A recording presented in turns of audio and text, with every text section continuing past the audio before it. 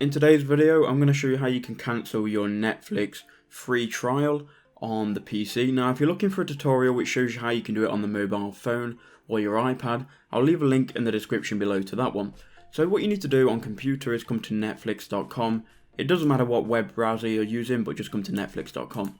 Once you're here, make sure you're signed into your account, which I'm going to do right now. So once we're inside Netflix, we can then click on our profile icon. We can go to account. Then you should see some information about your membership and billing. So it says here my next billing date is April the 15th.